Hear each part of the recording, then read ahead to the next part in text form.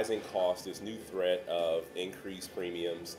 Some people have already seen increased premiums. Also medical debt, lack of access to abortion.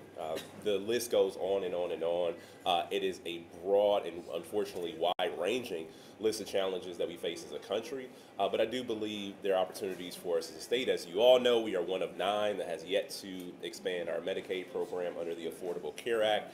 I was just at a conference. I was talking to the former Democratic governor from Louisiana, John Bel Edwards, and he talked about what they did because obviously they don't have a legislature there, but they were to take some executive action to do their Medicaid expansion. And I've said it a number of interviews, that is a day one priority for me. Ahmad, I want the legislature to come into a special session. We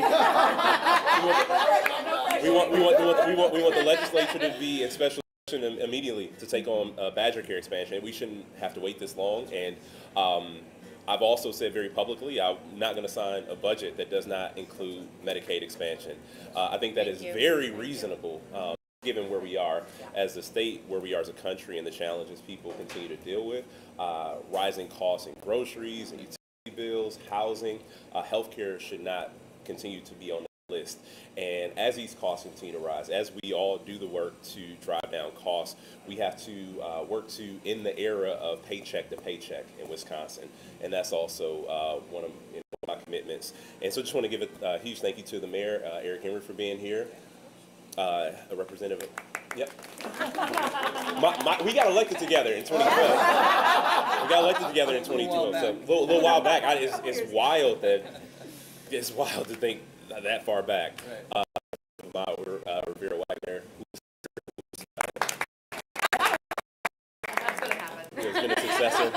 Yeah, no, but I appreciate everybody else who's joined us. I'm gonna give a second to do a round of introductions, but there's so much that's worth fighting for in the state. It's why I got in this race. We're at a critical moment. Our small business owners, family farmers, working families in general, working individuals in general are having a tougher and tougher time with each passing day.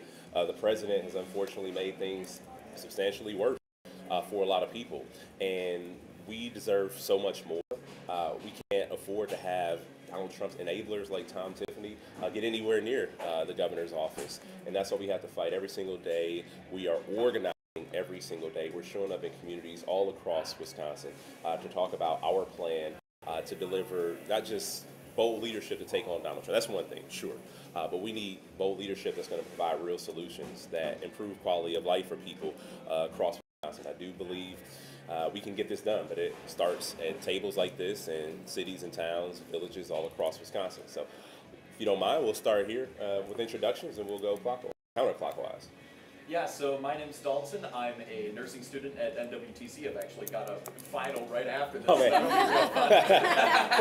But I got started in organizing because I have a sister with disabilities, so I wanted to make sure that we have a world that is good and taking care of everybody, including people with disabilities, and unfortunately, current administration doesn't do that.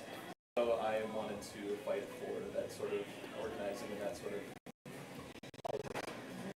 My name is Gloria. Some people know me as Gloria. I got started in organizing because my whole life was shaped by lack of access to healthcare. And so that has unfortunately steered my ship, but I have now gotten to a place where I am able to start helping other people make moves together towards organizing for healthcare access. So that's kind of why I'm here. Yeah. My name is Carl Huget. I've been, in terms of healthcare, I've been a single payer fan since I was 18. Yeah. There were a couple of articles in the Press Gazette, and I did that about medical debt, people going bankrupt back then, and I did some research, and I came to realize that the only true way of dealing with it was a single payer system. Yes, I have other issues of the wages, healthcare, not wages, the environment. There's just a host of things that I'm working on. Child care, I've been working on that for a while. Fortunately, not everyone has been willing to take the big steps. And I'm hoping if we get the state fully under democratic control, we can do something larger. Yeah. Carl also shoveled out his whole neighborhood this morning. Oh man.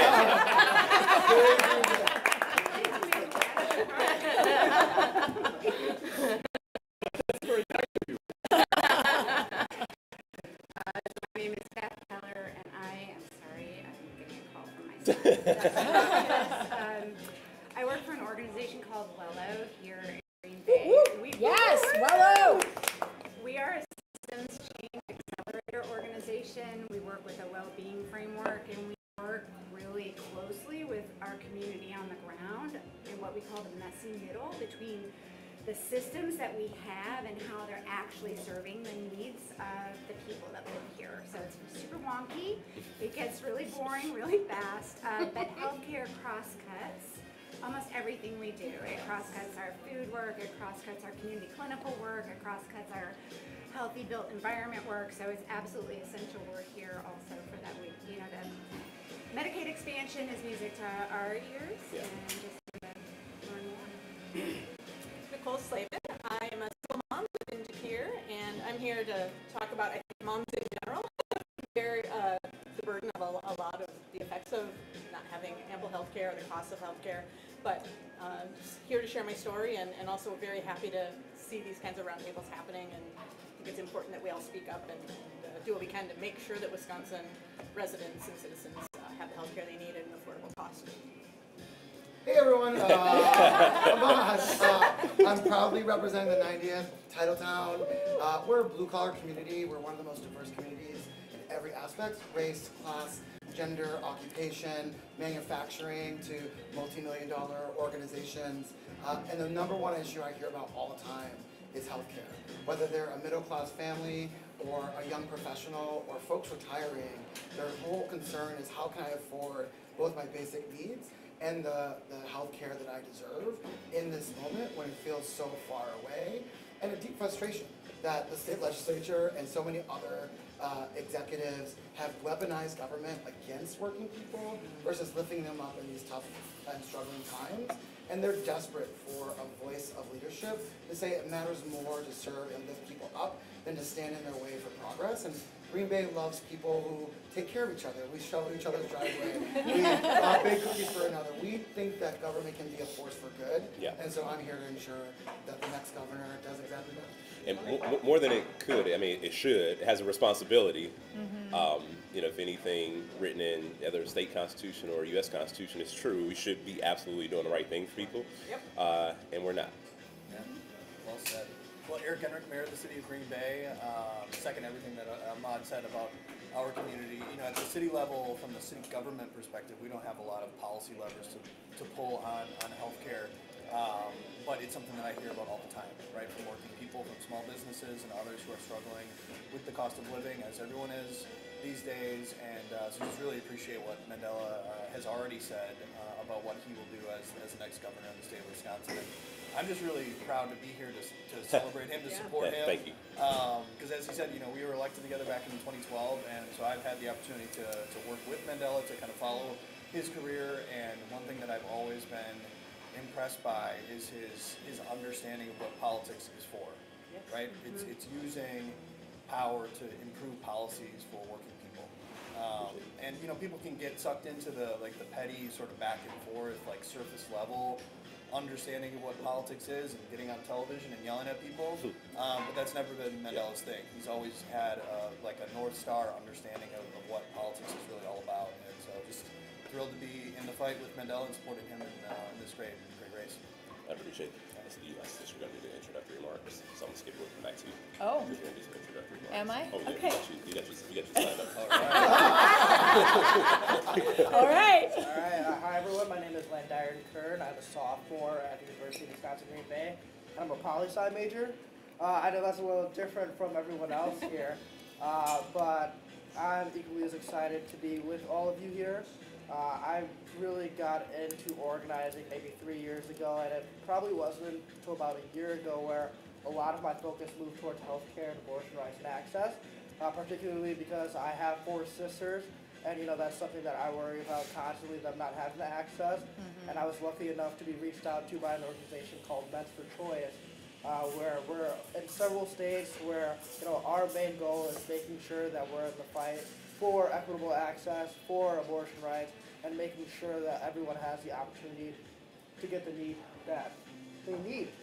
So again, I'm just excited to be here and to discuss everything that you know can be done, and I think Mandela's going to be the first to do that. I appreciate you.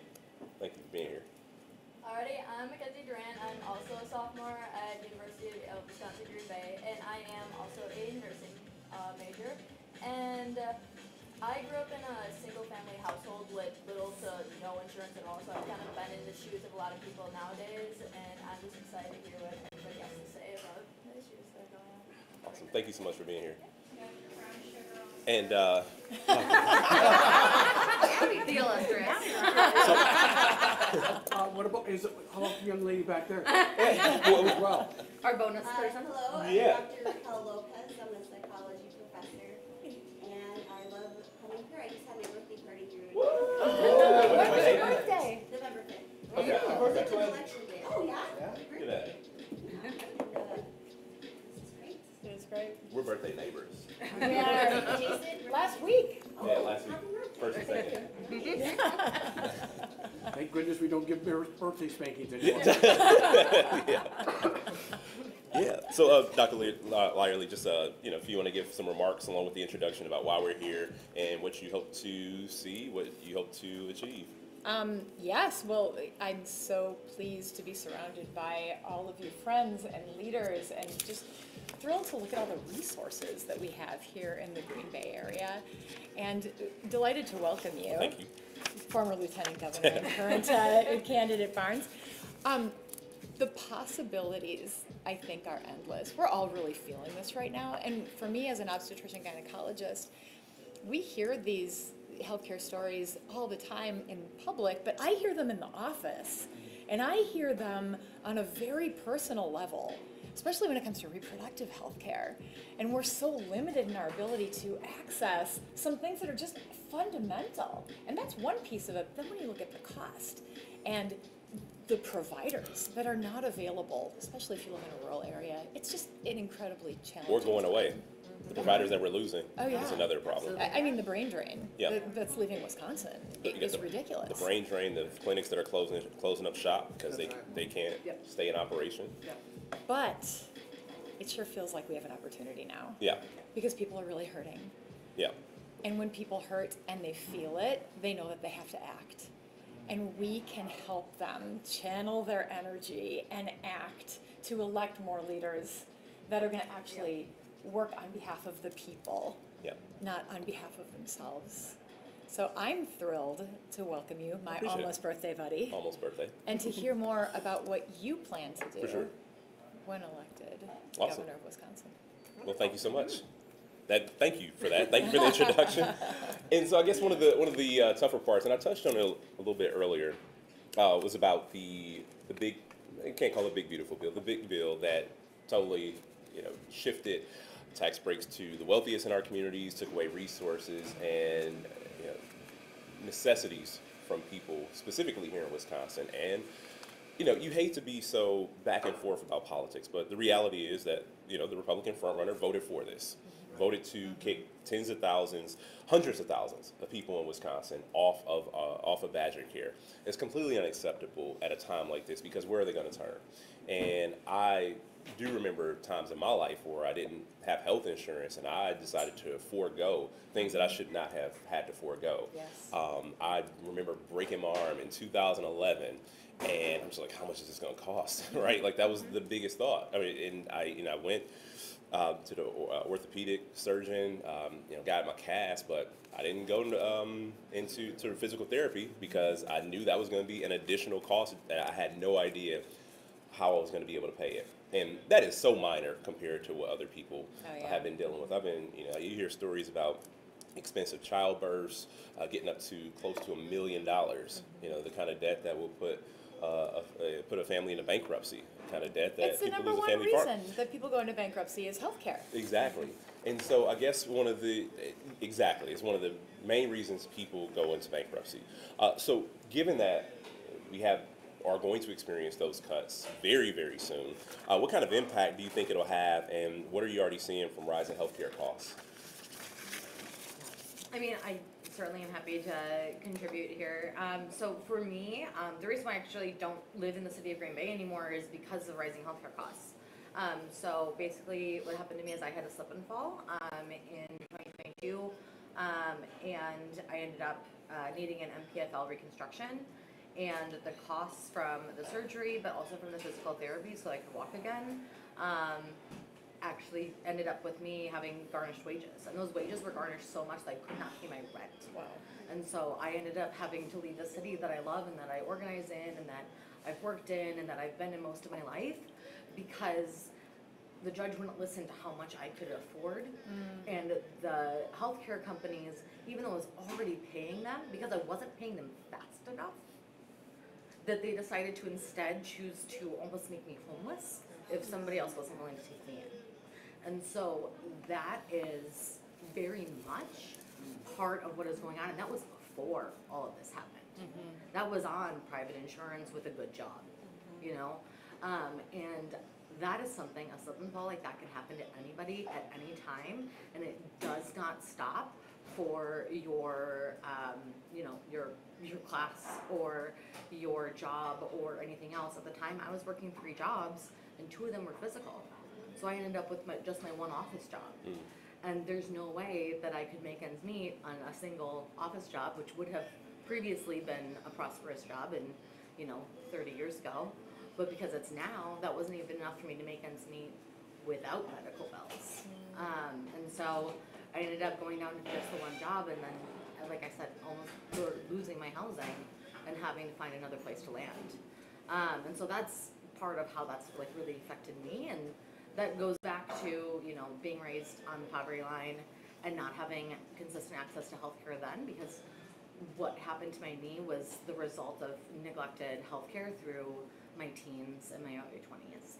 So these things, they compile over time, and then they leave people when they should be strong, when they should be, you know, productive members of society, without other recourses. And so that's a huge part of why we absolutely have to have access to expanded Badger care, right? If I had had expanded Badger care when I was a kid, I likely would not have needed that surgery in my 30s. I could have gotten it when I was 16, you know?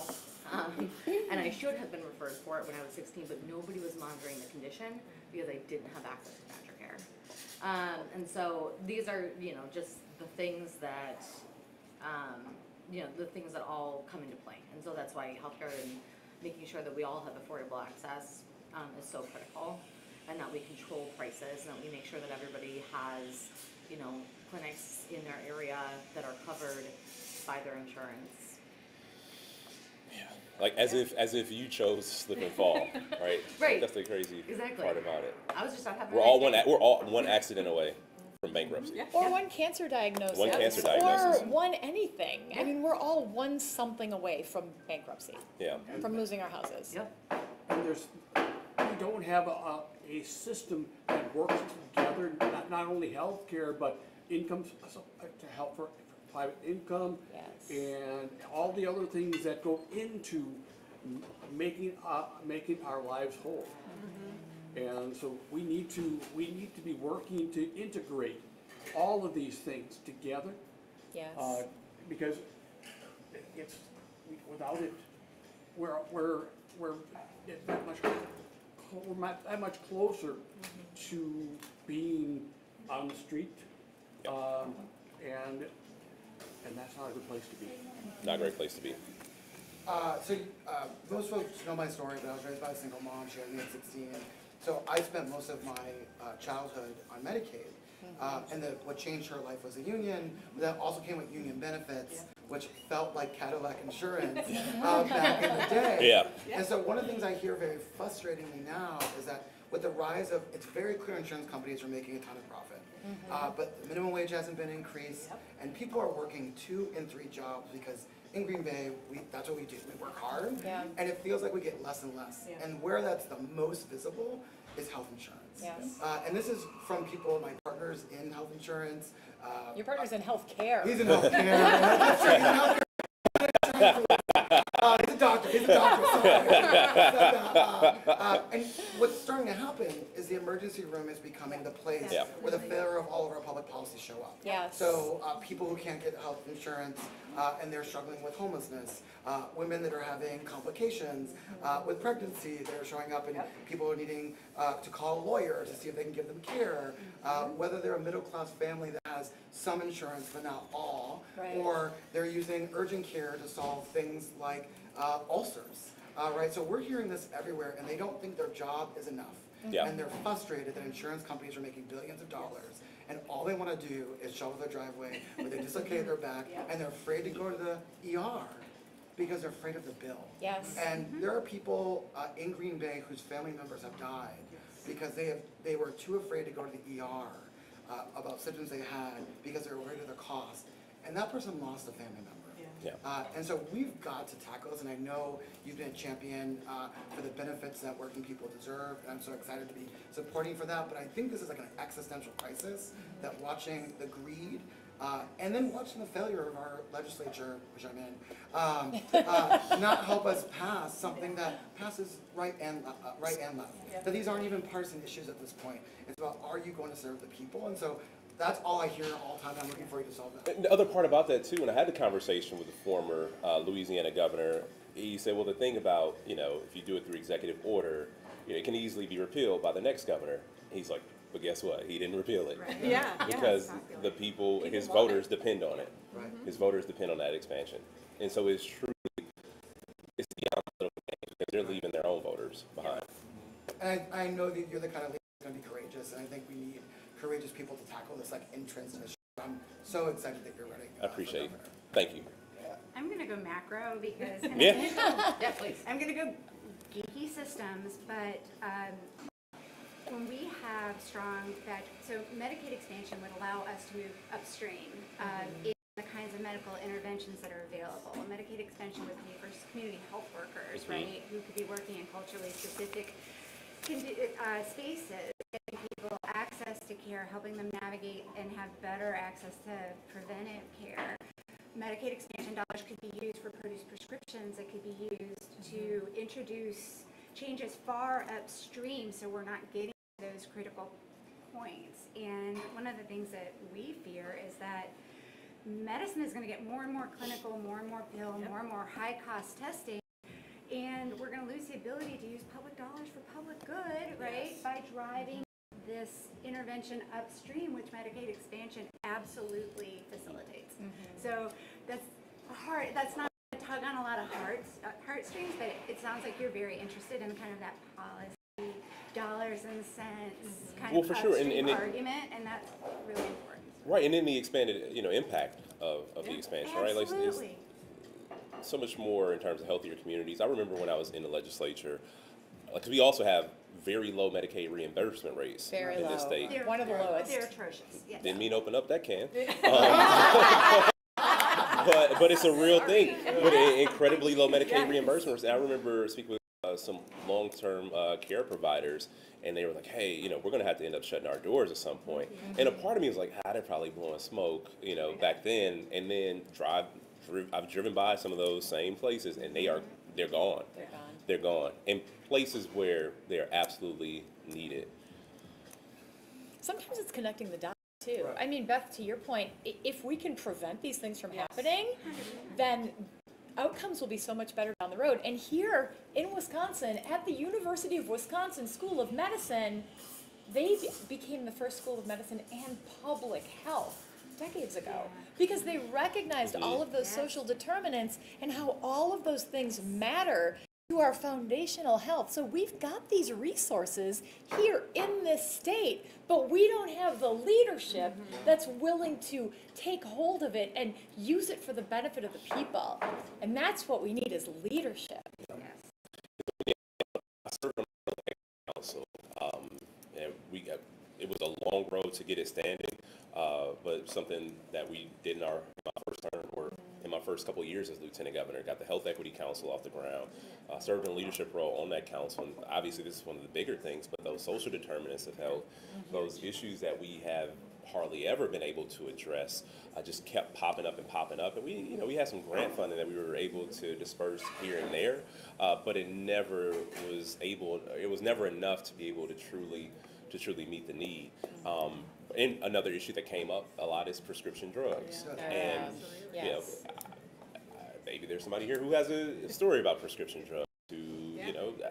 I mean, that was an opening. That was an opening. Well, my youngest has severe food allergies, needs EpiPens, and I can tell you there was a time when I didn't have the health insurance I have now, and I had to pay out of pocket, and I don't know if you're aware of how much EpiPens cost, but it was $850 out of pocket, and like you can't not have the EpiPens. And you don't need just one set. You need a set for school, for home.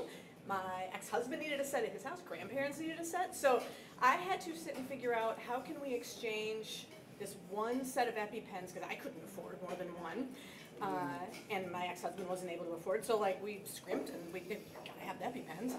We cut down on the food budget, everything.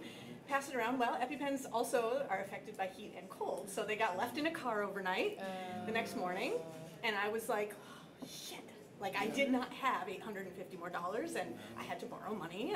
It was a horrible moment of like, what do you do? I'm so grateful now that we're able to get them at a much more reduced rate. But I was talking about it with other friends that have kids with food allergies in the area, and even with insurance. One of my friends here who works at a very large employer in this area spends $250 on EpiPens with insurance. So like it isn't, I do not know how you would afford them if you had insurance and made minimum wage or close to minimum wage. I do not know how do you make that decision of, well, I'm just not gonna eat today, or I guess we just won't pay the electricity bill, or like how do you reconcile that? Because your child will die without them if they're exposed to whatever, it is not anaphylaxis is not a fun thing to experience. So yeah, I don't know. For me, I just don't know how parents negotiate that, because you can't not buy the EpiPens. Extra $10,000 a year just to it stay adds alive. up so quick, and you need it all at once. And the person behind the counter at Walgreens, they don't care, and they shouldn't, right? That's their job. They're just trying to ring you up, and you're having this moment of like freaking out about how am I going to pay rent now? How am I going to, all of that. So it's very real. Yeah, his rent. As you said, people in the city of Green Bay are working 2 to 3 jobs. As a student who relies on both financial aid and who pays out of pocket myself, without parents' help because they can't afford to help with school, I am someone who works 2 to 3 jobs, and then on top of that, I've got to worry about medical stuff. I had to go out and get my own insurance, which was a very difficult, thing to do. I have government-assisted insurance now. But over the last year, I've taken 2 or 3 trips to the hospital because I thought I was having a heart attack. I was going in and going out, seeing different doctors, and it turned out to be costochondriasis, where I was having an inflammation of tissue around my heart. And so I was taking anxiety medication, and then I was taking antibiotics for that. But at the time, I didn't have insurance, and it was something that I was still trying to get through. And, again, my parents couldn't afford to help me with that. And so I'm paying out of pocket for these x-rays, to see doctors. And because the hospital that I go to here in Green Bay, besides, a regular checkup, they couldn't do anything else without me paying for it. So, I mean, it is a huge struggle, especially for students who are doing everything by themselves. So again, going back to, with the EpiPen and your son, I got to relate to that because, I've got to take those antibiotics, I've got to take the anxiety medication because I'm worried about everything, and that causes inflammation. Right. So, and we live in the U.S. Like, it's bananas to me that, like, we're having to make these choices when, look around, like, what are we doing? And even for so many people who are insured, they can afford to pay their premiums, maybe. Yes. Maybe. But then you've got like an $8,000 deductible, so people are not going to the doctor because they don't want to have to pay the deductible because they can't. It's food, or is there something wrong? You've got to start doing some pretty awful decisions. Yeah. So I think I told the story before, but my mom, she no longer had that union job. She has severe diabetes, and before the Biden administration, she had private insurance. It didn't cover the cost of her insulin. To your point, people don't know that you can pay up to $300 to $500 for a month. And you can't live without Yeah. it. You can't live without But it. what she was doing without knowing, to me, and this is what happens with a lot of working class folks, is that she started rationing her insulin.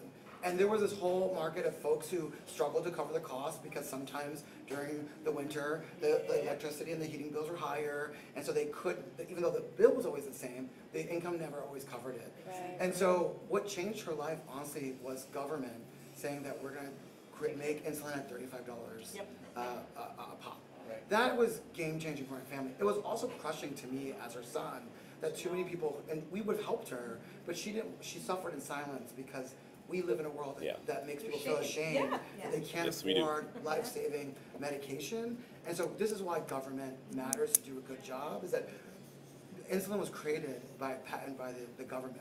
And then we gave it to companies to make record profits on. And people like my mom were too ashamed to admit that she couldn't afford $300 to $500 a month.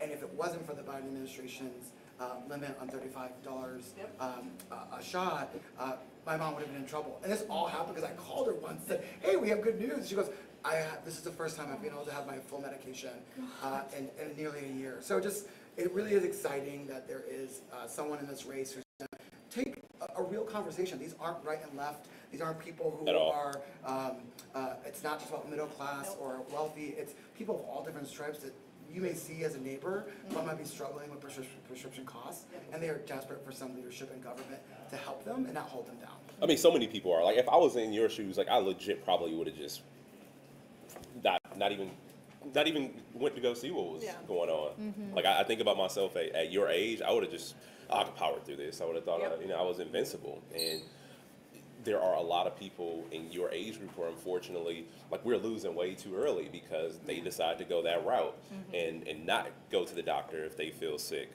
for any number of reasons. The main one, being able to work. I mean, this is very prevalent in all of our families, as you mentioned, regardless of race, regardless of political stripe, regardless of any other factor. What do you think are some big solutions? Because we all know at the federal level. We know at the federal level. We know at the federal level. We know what it takes at the federal level. Universal health care is obviously the only path to fix this problem. But, as a state, we've shown our leadership in many different ways. Social security system, unemployment system, or public sector unions even. Like we've been bold and courageous in times past, and it's important for us to be bold and courageous in this moment, especially as so many people all across Wisconsin are suffering, dealing with impacts. Can I just recognize our nursing students? Yeah, Because for sure. I don't know what we would do without you and without the care There's that a you nursing are shortage providing. too. There's So a thank you for shortage. filling the need there. The question is, can we, as you probably already know, they just decided that nursing is not A professional degree. Yes. degree, and Unbelievable. so they're not going to. Is there something that the state can do to step in to help provide the means so that they can become what they want to be? Yeah. And because without it, we're already at nursing shortage. It's going to definitely go if we don't. Yeah. With regards to system change and solution, I just have a question because this is such a purple area and we started to try to do system change work. And everybody wants, I think we all want the same thing, right? No matter what your alignment is, but I'm constantly faced with people that say, we're all sitting around, government is here to do good, right? Yeah. There's a whole very strong group that does not want government involved in this stuff. So our solution has got to address that somehow.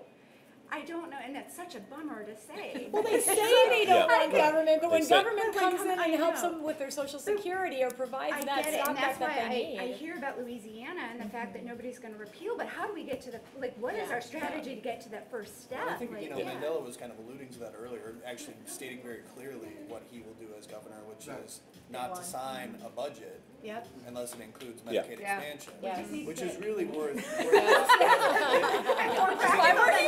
right, but I think it's really important to highlight what he said because it's important to draw these lines, right? 100%. And then back it up. So it's not just about serving in the Capitol and working in the East Wing, it's about pushing out into communities across the state of Wisconsin. Given Mandela's experience in work organizing, I think that's going to be a really powerful thing. Not to just say this is what I would like to see in a budget, but to say I will not sign anything unless it includes Medicaid expansion. And we've already talked about how much more that needs to be done, but at a base minimum, to say something like that, within the first few days of his campaign, I think is really impressive and something that we should kind of take to heart, and also recognize that we got to do our part to kind of back that up, so that if there is a legislature that disagrees with him, hopefully that's not the case. Hopefully that's not the case. There's potential to really change that really I'm just radically, looking for dramatically. language on how to get the people initially who are gonna be like, oh my God, that's what he's gonna do day one, I don't want that. But we honestly don't need to do a lot of work on that front, just as far as Medicaid expansion. Yeah, 80% of people in the state support Medicaid expansion. Right? So it's a matter of electing folks that actually reflect the sentiment of our communities, right? And so we've got somebody like that here who's gonna back it up in a big way. Yeah, and like we used to have a hospital affordability board that would keep hospitals in check, but then that was completely removed in the 80s. So for that. Yeah. I forgot about that. Yeah, so if we have that back, we can hold hospitals accountable for the prices that they charge, because everything that they charge goes on to the patient. And there's no transparency in the prices. There's no transparency. And like all of that money usually just goes to the tops to pay for corporate salaries. And it's all put down on patients. But if we have an affordability board, we can keep that in charge. And I would just, friendly amendment to that is like, it's also insurance companies, right? Yeah. We're becoming a healthcare system that isn't defined by medical professionals or what you're experiencing 100%. or the families or the lifestyle that you lead. It's depending on, will a bureaucrat and insurance company cover the cost that they think it's worthwhile? And that's terrifying to me. I know I'm married to medicine, I'm married to a doctor, and the fact that they have to call insurance companies to figure out what can get covered for the kind of procedures that you need is absolutely terrifying. That's the kind of medicine we're building, and I know that you are very excited about holding For sure, because these insurance companies are starting to become like home warranties. And what they actually cover versus what they say.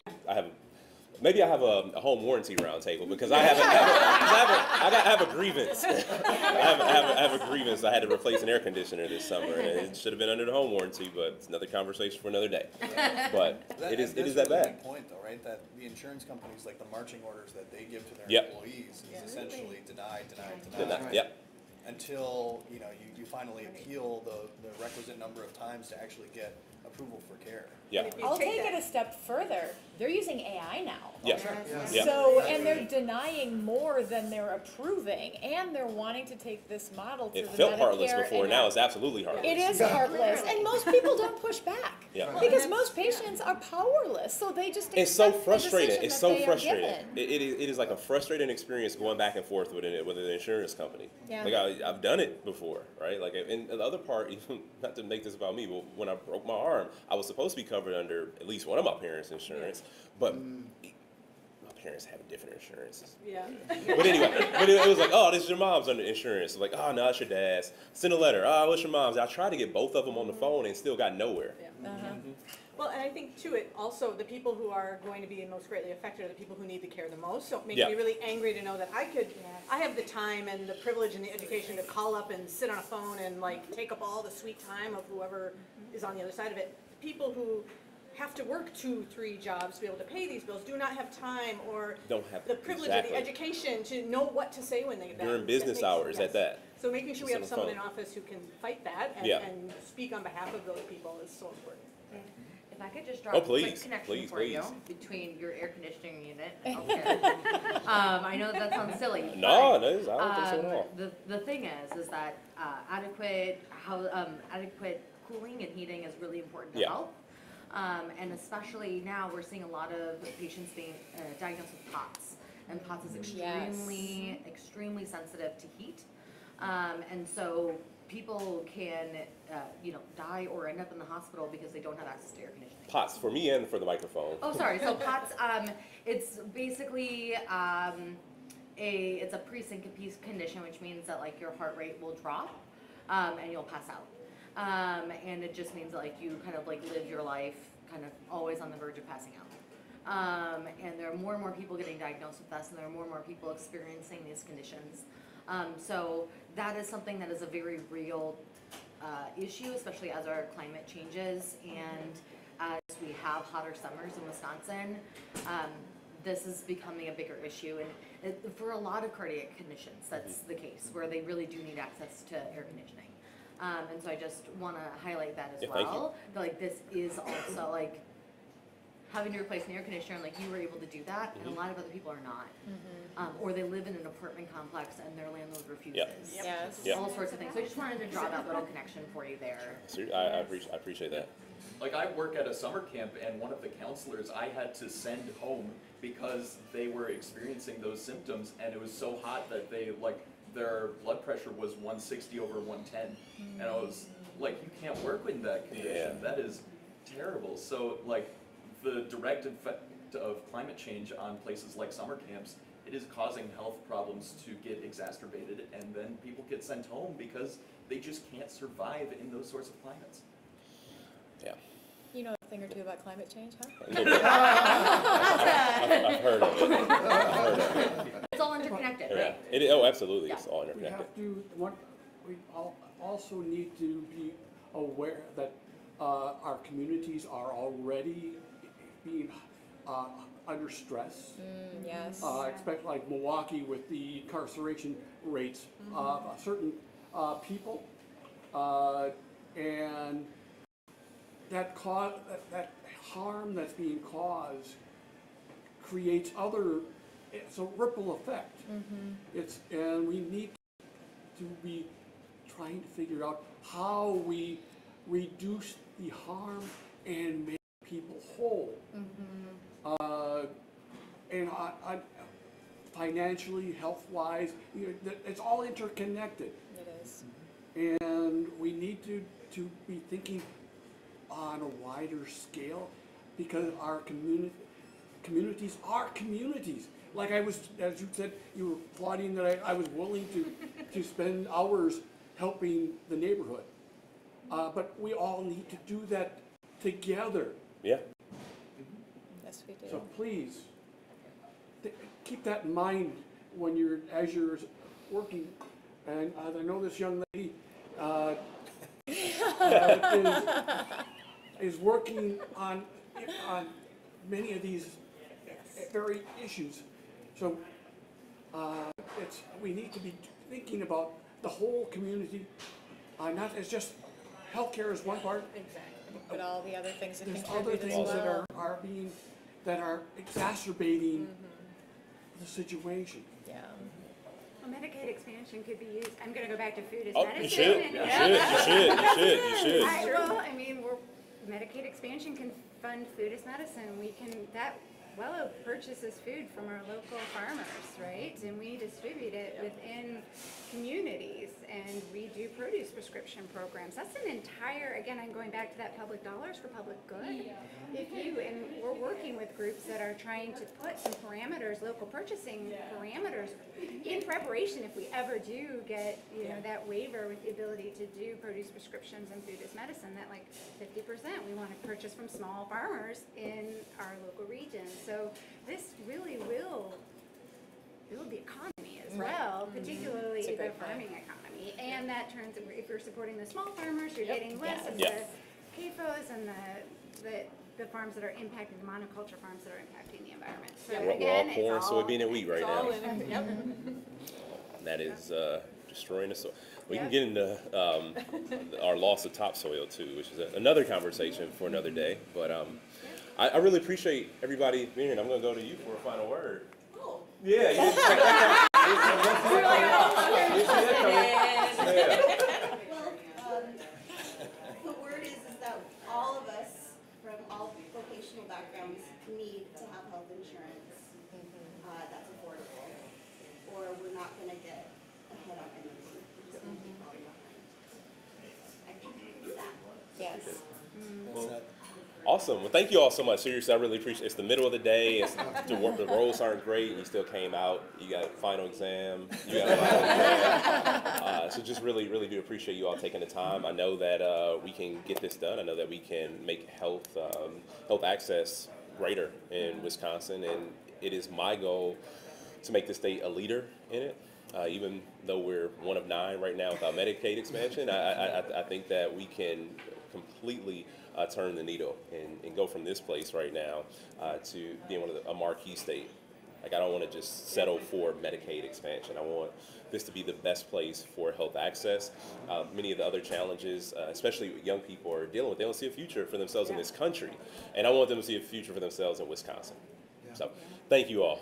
Really appreciate you taking the time. Thank you.